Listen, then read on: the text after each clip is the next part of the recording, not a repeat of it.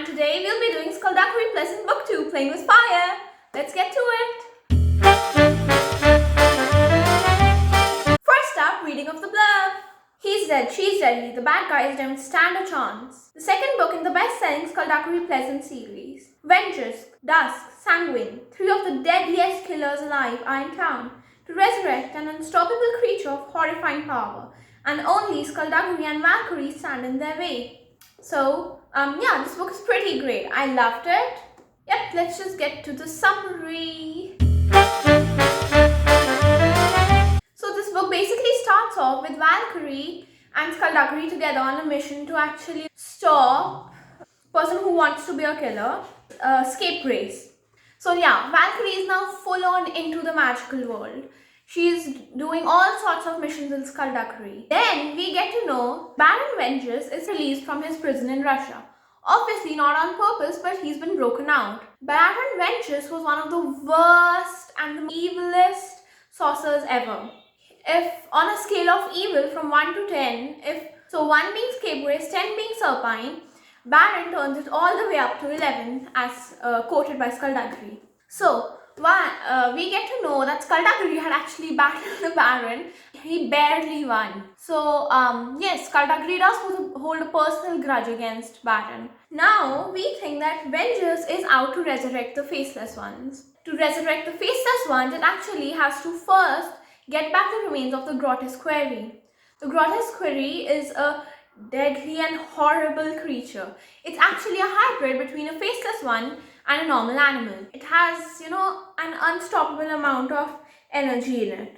An unstoppable creature of horrifying power, as said in here. He is really, really scary and is covered in all sorts of weird band-aids and stuff. You can see him over here, a little bit on the cover. See? But to resurrect the Grotesque Quarry, Baron Ventress needs a secret ingredient that we don't know. Obviously, to understand most of this and get this information, Skull and Val, they go to China Sorrows, their information broker, I guess you could call it. Ventress needs two things to get the Grotesque Quarry back to life, and they are 1. Necromancy powers. Necromancy is the study of the dead, and not exactly study, but it's magic dealing in dark and death energy and stuff. For the necromancy power, Baron Ventress is planning on retrieving Vile's armor. Lord Vile was the most powerful necromancer who ever lived. So in necromancy, you basically pour all of your power of shadows and darkness into this one object. For Vile, it was his armor, suit of armor. It was made with shadows, created out of darkness. And it could be a knife, or maybe, I don't know,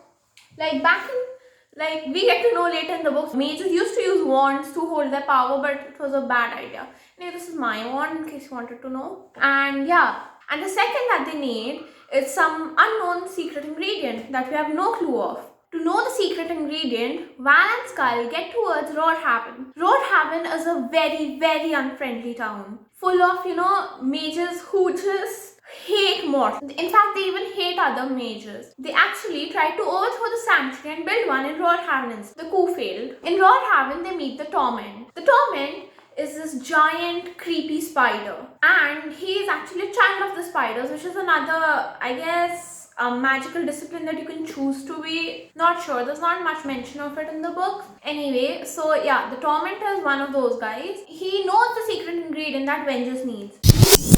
Yes, editing Churi here. The Torment knows the location of the Grotesque Quarry. He doesn't know the Baron's secret ingredient. I'm so sorry for this mess up. But to treat the information of Vile's armor, Torment wants Skullduggery to kill Val. They do kill Val, but not in a way that you're thinking. She's still alive after this. Now that they have the location of the Grotesque Quarry, they hurry there. But unfortunately, it's already taken. Turns out that it was actually a bluff just to get Valkyrie captured. Now, Val is scared. Obviously, she's never been in a situation like this alone. She's kidnapped by Sanguine. Sanguine is some weird kind of elemental who can actually burrow in and out of the earth as he pleases. Weird power. Anyway, so Val is taken captive.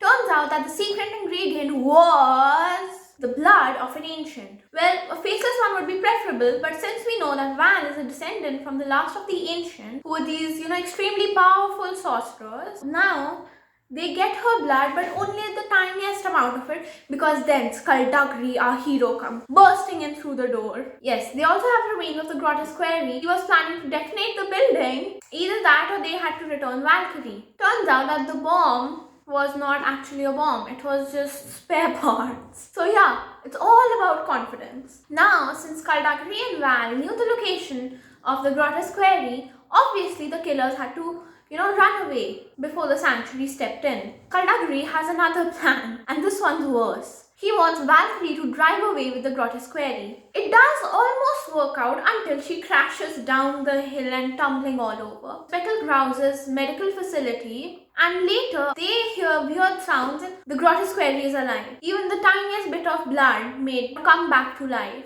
This is the penultimate battle. Valkyrie manages to get away, and the Grotesque Quarry also kind of runs off because it wants to awaken the Faceless Ones. Mr. Bliss, Skullduggery, Val, Tanith, all of them come together to face against the Grotesque Quarry. What will happen? Well, this is a no spoilers thing, so I'm not gonna tell you.